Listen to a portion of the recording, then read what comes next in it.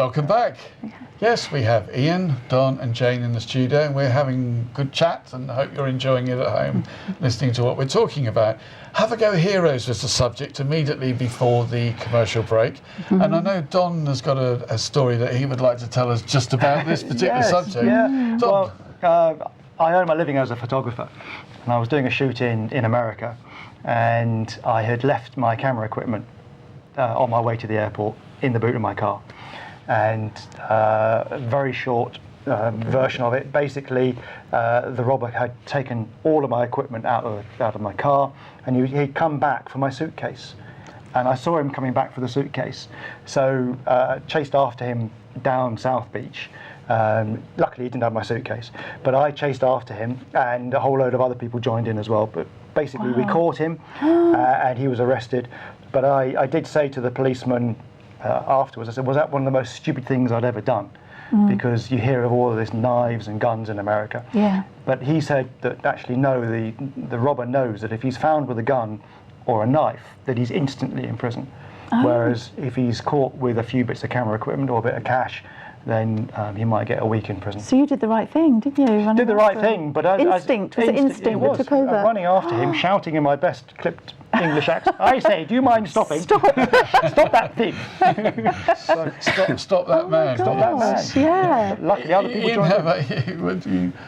Well, my experience pales into insignificance really after that one. But Wow. I did have an incident on holiday in Crete once where my wife had all the holiday money taken out of her handbag.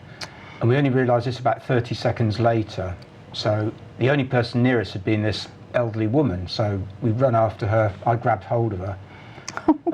Fortunately, when I started chatting for police, the little girl that she must have passed the money to came back with the money, handed it back, scared for her mother, grandmother.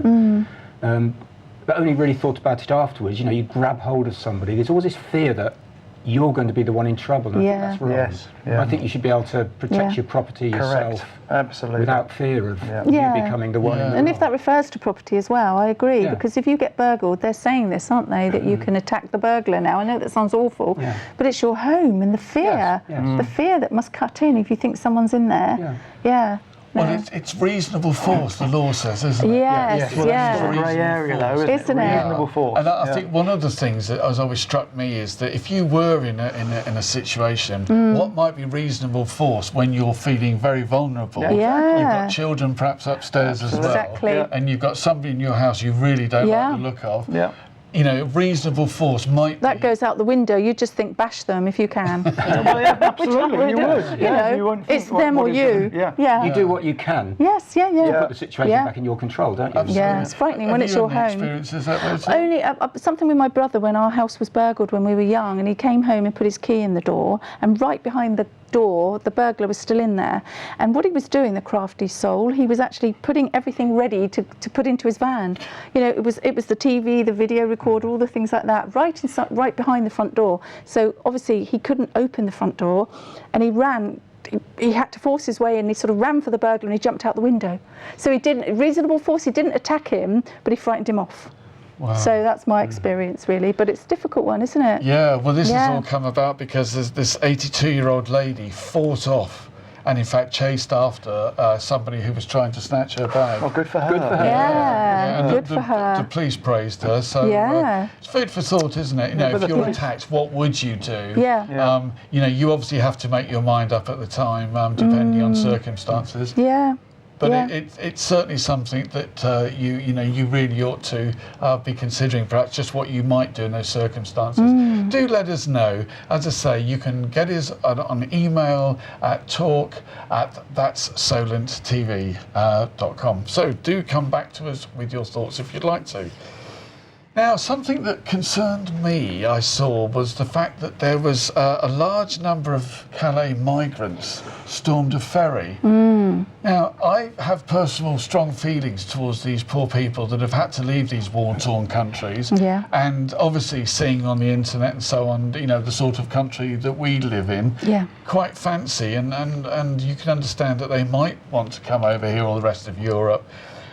But the one thing that concerns me is that if you get a large number of people together, they become sort of almost a quasi-military force. And if you've got, say, a large number of perhaps 25-year-old young men, they've got a lot of power into sheer numbers. And I just wonder what you think about actually having camps like the jungle, you know, so close to the ferry terminals. You know, is it a bit dangerous? Yeah, so it was a group of, what, 20 or so men that stormed a ferry? Oh, was it? Yeah, I believe there was 40 or 60 actually got onto a ferry. Oh my gosh. But as many as 400 were actually there. See, I'm not familiar with the scenario, but that is frightening. Yeah, you do feel for them, but it's getting beyond, you know, you want some control really, don't you? Well, where, I mean, okay, the camp is not far from the ferry port, but then where would you put a camp? These poor people have got to go somewhere.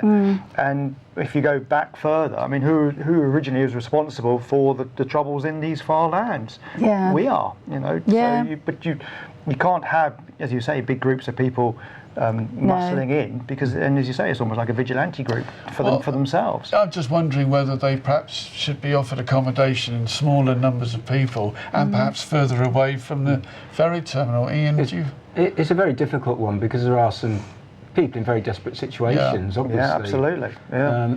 There are others that do get violent. I mean, our lorry drivers shouldn't have to be worried about this, being attacked in their own cabs to... it's very wrong, but it's a very, very difficult situation. But then also, I believe, moving from that the lorry drivers have to prove their own innocence or something. They have to inspect their lorries, and if someone's squirreled themselves away in there and you've looked everywhere, but you can't see them because they're very clever, and then the lorry driver gets fined. And it's a big fine. And that comes off their own income. That isn't right either. No. Isn't it a most upsetting scenario, the whole thing? The other day there was it 40 or 60 people drowned? Oh, it's terrible to see and learn of. It is, and it's a dire situation, and we're compassionate people, and you want to help, but then it comes to, well, what's going on? What are the governments doing? You know, who's controlling this? It doesn't seem to be any control. If you've got them storming a ferry, you also feel for the people on the ferry. Oh, yes. You know, because they're at risk, aren't they? And they're quite innocent. I think the ferry was held up for a number of hours, 6 or 7 hours, because I think the idea was that they then had to go and search the whole ferry to see if there's people. You know, I think a lot of them got up at the front of the ship, the sort of the bows, but then they were worried that a lot of them because they're hiding away, aren't they? They're hiding, like you say, on the lorries, in cars. I've had friends that went over on the channel, and they said they were pulling at the doors, and it's frightening because these are human beings, but it's a desperate situation, and I don't have the answer of how, you know, No, I don't think any of us do. we can help. But then there's also the worry that 99% of them are genuine. Yeah. You just need that less than 1% That's it. who is a terrorist trying to get in to then do harm. Well, they were saying that about the ferries coming over, weren't they? You know, they're coming over on these dinghies, and they're saying it's a bit strange when there's all men, and no families, no children, and you don't know if that's another ploy. And we're letting them come aboard and thinking, oh, you know, let's help them. So you've got to look at the terrorist aspect. The tragedy is, until the problems are sorted out at source, the problems are never going to go That's it. That's it. Keep coming. I mean, I almost wondered whether, and particularly with all your photography in Africa, you know, where you've got like large numbers of animals that migrate round the continent of Africa at different times of the year, you know, whether the human race isn't actually beginning to sort of migrate round the world now more economically and away from, you know, the war-torn areas Well, of the the world's Middle a East. smaller place, isn't it? It's easier easier to travel around. And of course, people can see what there is in other countries. I mean, we had a situation where my wife's brother-in-law has done some charitable work in Kenya, and there was a lady vicar, pastor from a church over there, was coming to visit them in England, and they felt, my brother-in-law, you know, and my wife's sister, felt embarrassed at the idea of this lady seeing our supermarkets all loaded up with food. Oh, I see. Yeah. So we never know how lucky we are. No, we do have a whinge. We are, aren't we? We do have a moan, and we are very fortunate. We've got shelter and food and water. Well, what is also a heartrending story as well, I'll just tell you this as well, because the lady vicar, the pastor who came over from Kenya, she came with a young man who was sort of her assistant, and it seems that when he was going home again, he had 2 cases with him, which was his allowance, but when he was going to check these bags in, they were overweight. And he was there in the airport opening them up, and these 2 suitcases weren't full of his toothbrush and his No. pyjamas and stuff. Yeah. They were full of second-hand shoes he got from Oxfam shops and charity shops to take them back. Oh, that is sad, And isn't it? they Yeah. actually, he had to leave some behind. That's very sad, isn't it? Yeah. So Puts things into perspective, doesn't it? Yeah. I think living in our country, aren't we lucky in We are Europe? very fortunate. Very. Yeah. Yeah. It sort of takes me on to another subject now, which also has been in the news, and that's the murder of Alexander Litvenko. You remember the Russia back in 2006? Oh gosh, it was poisoned. Yeah, plutonium poisoning. Plutonium. Sorry. And the fact that it seems to have got back to Russia, and the fact that it may even have been a state-ordered assassination.